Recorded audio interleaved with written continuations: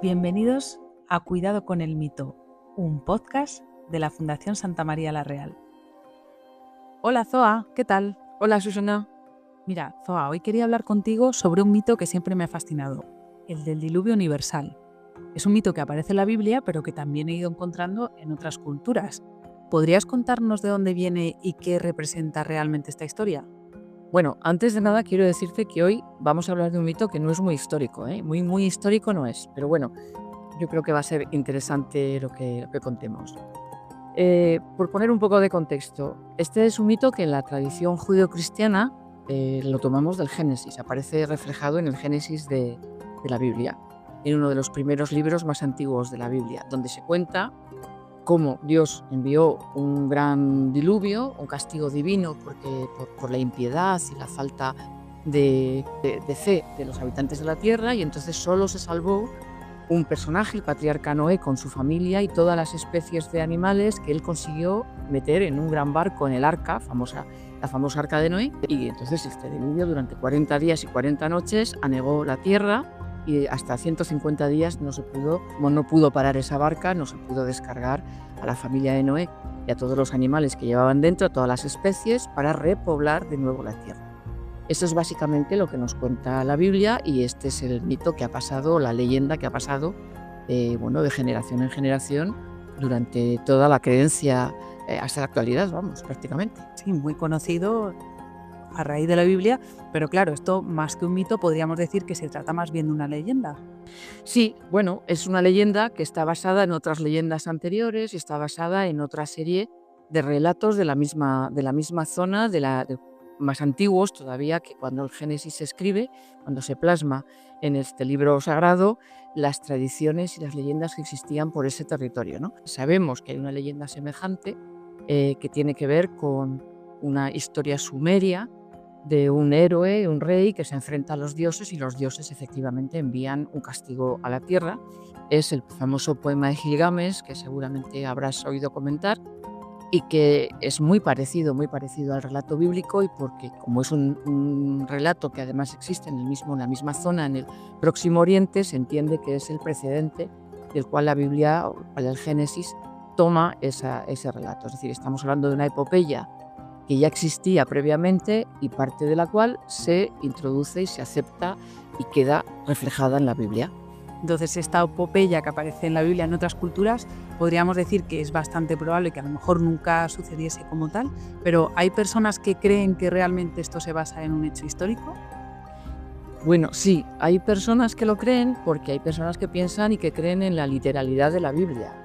Hay personas que creen que la Biblia es un documento, es un libro inspirado por Dios en todos sus aspectos, y por tanto todo lo que cuenta la Biblia es cierto. Sin embargo, lógicamente, la ciencia ha demostrado que no puede existir, o que no ha podido existir, un evento catastrófico de carácter planetario general que exterminara a toda la población y de la cual solo se salvase una familia. Es decir, se ha creído en ello porque se ha creído durante muchas generaciones que la Biblia era un texto perfecto, un texto que contaba historias reales, ¿no? Fíjate hasta qué punto ha sido así que han existido expediciones hasta el siglo XIX y principios del siglo XX para buscar el arca. El arca, el famoso arca donde se salvaron esas especies, la familia de Noé, que se ha creído que se depositó en un monte concreto, y entonces ha habido expediciones, incluso el Nicolás II, el zar de Rusia Nicolás II, envió una expedición, y ha habido aficionados, alpinistas, etcétera, que han ido a buscar el arca convencidos de que el arca ha existido y de que además quedó varada en un determinado monte. Me imagino que tendría un gran tamaño, como Gigantesco, claro. hemos de suponer. Incluso hay personas que han vuelto con trozos de madera diciendo que eso procedía de un barco que habían encontrado, etcétera, que después el carbono 14 ha demostrado que no, que eran muy posteriores y que no tenían absolutamente nada que ver con esto. Es decir, que dentro del mito, pues, al ser un tema que se junta con lo religioso, pues ha habido pues una pervivencia de esa creencia un poco extravagante, podemos decir, si lo analizamos desde un punto de vista científico. Claro, la ciencia versus la fe, ¿no? Ese gran debate que hay siempre. Bueno, pues desde aquí, respetando por supuesto las creencias religiosas de todas las religiones, podríamos decir que estamos no solo ante un simple mito, sino que en realidad es un cuento antiguo. Es un cuento antiguo, realmente lo es, porque es lo que se incorpora a la tradición judeocristiana. A través de la Biblia sabemos de dónde procede, que existe ese mito que contaba esa gran epopeya de Gilgamesh, que parece ser que está escrita en torno al 2200 o así antes de Cristo, y que a su vez está basada en otras narraciones posiblemente anteriores. ¿Qué ocurre? Que curiosamente encontramos narraciones sobre catástrofes relacionadas con el agua prácticamente en todos los continentes y en muy diferentes culturas a lo largo del tiempo. Tenemos narraciones de ese tipo en China, las tenemos en África. Hay un diluvio también que cuentan de la cultura hindú, en la que también hay un personaje que se salva gracias a la construcción de un gran barco. La mitología griega cuenta incluso 3 diluvios. La cultura islámica, el Corán, también recoge, es el mismo origen para el Corán, Más raíz. la misma raíz, efectivamente, también asociado a un castigo divino por el politeísmo de la humanidad, ¿no? Y lo que es más curioso, en otras zonas totalmente alejadas, por ejemplo, las culturas precolombinas, los mayas, los incas, los aztecas, también tienen unas narraciones de catástrofes mundiales, a su juicio mundiales, de su mundo conocido, relacionadas con inundaciones, con lluvias, etc.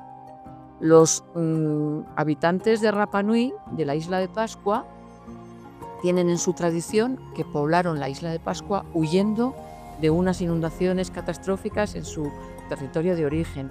Es decir, es un relato, o son muchos relatos sobre problemas de inundaciones, lluvias catastróficas, etcétera, que aparecen por gran parte del mundo. ¿Y por qué piensas que tantas culturas comparten un mito tan parecido? Pues porque yo creo que en realidad lo que se está compartiendo es la tradición, el conocimiento y la historia sobre catástrofes locales.